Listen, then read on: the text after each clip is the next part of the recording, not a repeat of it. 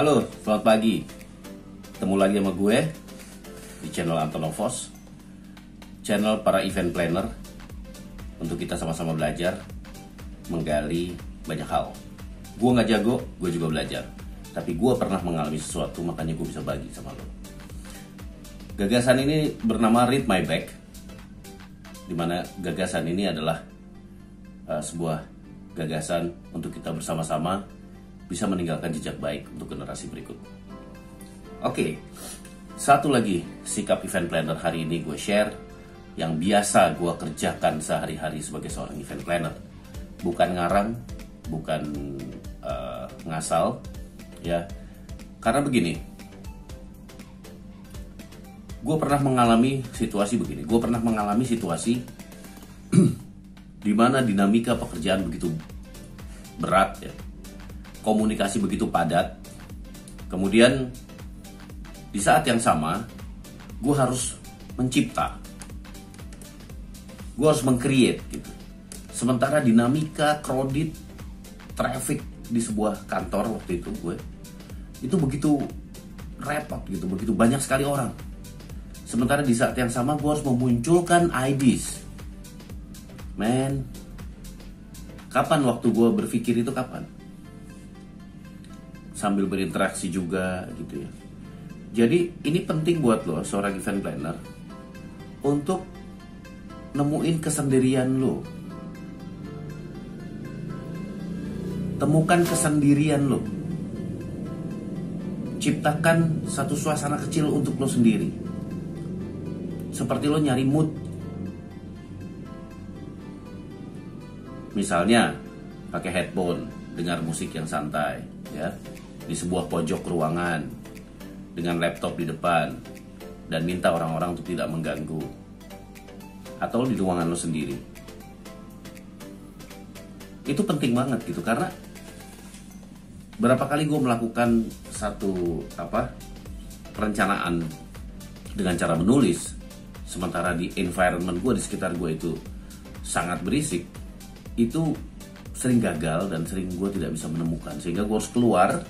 Mending gue kerja di warung gitu, mendingan gue nongkrong di warung rokok, di warung kopi di depan, gue bawa laptop gitu. Karena dengan begitu gue bisa mikir gitu. Kalau terlalu banyak orang nggak bisa. Nih macam-macam ya, kita semua bermacam-macam, event planner juga bermacam-macam, ada yang bisa, ada yang tidak. Tapi lama-kelamaan akhirnya gue belajar dan ketemulah hal-hal yang gue pikirkan dan bisa membantu gue. Pada saat lo sedang dalam sebuah keramaian yang begitu sangat mengganggu lo gitu, kalau lo nggak siapin bahan sebelumnya, atau lo nggak punya bahan sebelumnya, lo akan begini dari nol, mencari sesuatu di dalam sebuah keramaian itu dari nol. Tapi kalau lo punya sesuatu, panduan kecil, bocoran kecil, informasi yang sedikit, ada tersaji di dalam laptop lo atau di handphone lo, maka lo akan terbantu. Karena itu bentuknya listing, lo ngelis. Mungkin lo akan terbantu di situ. Ya contohnya kalau YouTube, gampangnya ya, kalau lo pengen punya ini, lo bikin playlist aja di YouTube gitu. Apa yang lo suka, event motor, bikin playlist aja event motor, event musik, konser musik, masukin aja. Jadi lo bisa cari, buka YouTube dan lo bisa buka playlistnya untuk lo menemani lo bahan diskusi dengan orang, atau bahan diskusi lo dalam merancang dan menulis itu. Ada satu tips menarik yang akhirnya gue temukan pada saat itu. Gue menggunakan istilah yang gak ada hubungannya sama event planner sebenarnya. Jadi sekitar tahun 80-90 ya, ada seorang pemain bola asal Argentina bernama Maradona. Ya mungkin teman-teman tahu lah ya, Maradona, pemain bola legend gitu. Dia itu adalah orang, ya, sosok pemain bola yang sangat luar biasa. Badannya pendek bro, bukan badan tinggi, badannya pendek, gempal juga, badannya nggak terlalu kurus langsing gitu, enggak. Tapi yang namanya larinya itu sangat cepat. Dan yang unik dan terkenal dari Maradona itu adalah gerakan tanpa bola. Tahu maksudnya? Gerakan tanpa bola. Jadi pemain bola itu kecenderungannya pemain bola, apabila ada bola dekat dia, dia bergerak. Apabila ada bola di depan kaki dia, dia bergerak. Ya, kalau ada bola dia bergerak. Nah, gue baru ingat sebelum lanjut, subscribe dulu dong, ya. Subscribe, like, and lonceng. Jadi Maradona itu dia selalu bergerak dengan cara yang berbeda dengan teman-temannya di dalam satu tim. Dia bergerak tanpa bola, bro. Yang lain bergerak pakai bola, dia bergeraknya nggak ada bola. Artinya apa? Artinya Maradona mencari posisi ya yang strategis, bergerak ke banyak arah di mana dia diperlukan dalam strategi permainan bola. Dia nggak nunggu bolanya di kakinya dia. Dia nggak nunggu bola di kakinya dia. Dia bergerak menuju kepada lokasi-lokasi titik-titik di mana dia dibutuhkan. Sehingga dia selalu ada. Sehingga dia selalu ada di mana bola melambung dan ada di sebuah sudut dan agak kosong, dia selalu menyambar. Jadi kayak the man everywhere gitu, kayak orang ada di mana-mana gitu. Jadi gerakan tanpa bola tuh lo nggak perlu nunggu tugas, ya. Lo nggak perlu nunggu permintaan orang, lo nggak perlu nunggu proyek, lo nggak perlu nunggu didorong-dorong sama orang untuk lo bikin sesuatu. Bikin aja. Gak usah nunggu ada bola di kaki lo. Lo bikin.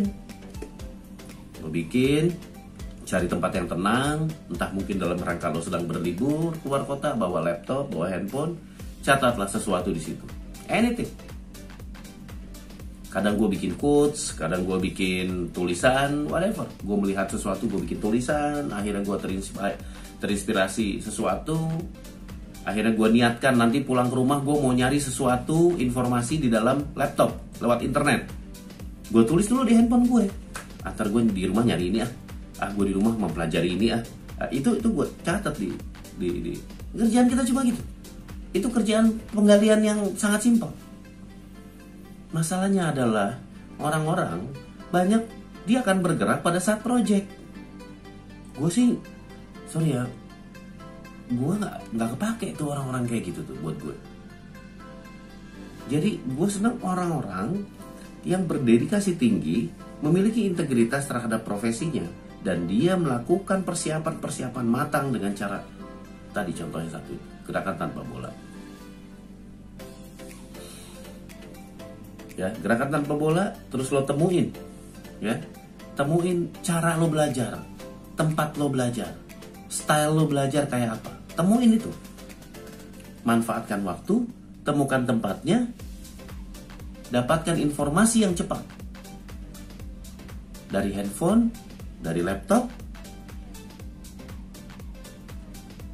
Satu lagi yang unik adalah, ini yang gue lakukan juga. Karena gue pernah gagal, pernah salah, pernah nggak laku pekerjaan gue ini, event planning. Yang uniknya adalah gue pengen belajar dari kesalahan gitu. Gue pengen mencari di mana contoh kesalahan itu. Akhirnya gue buka YouTube dan gue mencari banyak hal. Tidak harus profesi gue, tidak harus yang sama profesinya. Itu profesi yang berbeda gitu. Tapi gue belajar apa itu kegagalan dan bagaimana bangkit dari sebuah kegagalan. Itu gue belajar. Jadi kayak video-video motivator gitu ya. Tapi nggak semuanya video motivator, kadang movie, film ya, kadang dari video motivasi, kadang dari sebuah cerita yang ada sehari-hari gitu, bahwa orang ini sukses tapi dulu dia pernah gagal. Cerita-cerita seperti itu menginspirasi gitu, menginspirasi. Gila ya, gue kerja yang hitungannya harian, mingguan gitu, menulis, sementara dia yang struggle tahunan, dia harus menjadi sesuatu, akhirnya dia tercapai dengan waktu yang panjang. Waktu gue pendek tapi gue memang cuma menulis dan merancang sebuah konsep, bisa lah kita bangkit lagi. Ya jadi setinggi apapun lo belajar untuk menjadi seorang event planner, hal yang paling menyakitkan adalah pada saat konsep yang sudah lo bangun begitu keras, begitu besar, begitu banyak waktu yang lo spend, lo tidak mendapatkan apresiasinya. Oke? Ingat, apresiasi itu bukan laku, ya, bukan terjual konsep lo, bukan. Ya, apresiasi itu manakala semua orang-orang di sekeliling lo mau berjuang bersama lo untuk memenangkan itu proposal. Itu apresiasi yang sebenarnya. Kalah atau menang itu adalah akhir dari sebuah proses lo. Kalau lo kalah dan belum diterima konsepnya, maka lo harus kembali lagi, mencipta lagi, bersama-sama lagi kita brainstorming. Tapi kebanyakan ya, ini yang gue temuin ya, kebanyakan tuh orang nggak putar balik gitu, bukan nggak putar balik, kebanyakan orang nggak memulai dari nol. Jadi kalau ada konsep yang barangkali udah mulai diterima tapi kurang atau klien nggak suka, kita harus menawarkan apakah boleh kita diberi kesempatan untuk memperbaiki misalnya. Ya, di kasus-kasusnya begini. Waktu kita lagi pitching, waktu kita lagi tender, diundanglah 10 IO, ya, dan lo menjadi lo menjadi bagian dari salah satu IO tersebut dan lo melakukan presentasi. Pada titik awal ini, kalau lo kalah, nggak ada babak kedua. Tapi kalau lo masuk 3 besar, berarti lo akan ada presentasi berikutnya. Disinilah perjuangannya bro, and sis. Di sini perjuangan gilanya nih, yang babak 2 ini. Ini gila. Lo harus benar-benar ibaratnya full blast gitu ya. Semua kekuatan pikiran, semua kekuatan fisik, pertemanan, semua kekuatan kreatif yang lain yang bisa mendukung lo, orang-orang produksi hebat dalam menghitung, itu harus ada di dalam barisan lo. Dan lo siap gempur itu untuk menjadi yang terbaik. Kalau dari 3 dipilih lagi menjadi, ada loh, gue pernah dari 3 jadi 2 terbaik. Tadinya 3 terbaik terus jadi 2 terbaik. Yang ketiga bro, masih juga ngelawan lagi nih, yang ketiga masih harus berjuang. Tapi ujungnya menarik gitu. Ujung dari proses tender yang akhirnya yang akhirnya mendapatkan 2 besar. Akhirnya project ini dibagi 2. Gue dapat 7 kota, IO yang satu dapat 7 kota. Man, worth it lah. Gitu. Itu tips dari gue pagi ini. Jadi apa tadi, gerakan tanpa bolanya Maradona, itu yang menginspirasi gue untuk selalu mempersiapkan sesuatu di saat sedang tidak ada project atau permintaan. Oke? Jangan lupa subscribe, jangan lupa like, jangan lupa komen gue, kritik gue, kasih saran gue, karena gue sangat butuh perkembangan. Dan ingat, setiap channel gue itu selalu akan ada mungkin 3 spot tempat gue syuting ya, mungkin agak beda-beda terus. Ini adalah tempat kosan gue, ini kos-kosan gue di daerah Cilandak. Satu lagi adalah kantor gue, ya. Nanti kemarin udah ada 1 episode ya di kantor, 2 atau 1 episode. Satu lagi adalah outdoor. Outdoor ini seperti episode sebelumnya, kalau lo lihat, gue akan visit event atau gue akan visit ke teman gue yang bisa memberikan inspirasi. Karena gue sebagai event planner ingin menggali dan memberikan contoh kepada lo. Gue akan datang ke teman-teman komunitas. Gue akan datang ke teman-teman yang memiliki profesi unik. Gue akan datang ke vendor-vendor yang punya teknologi.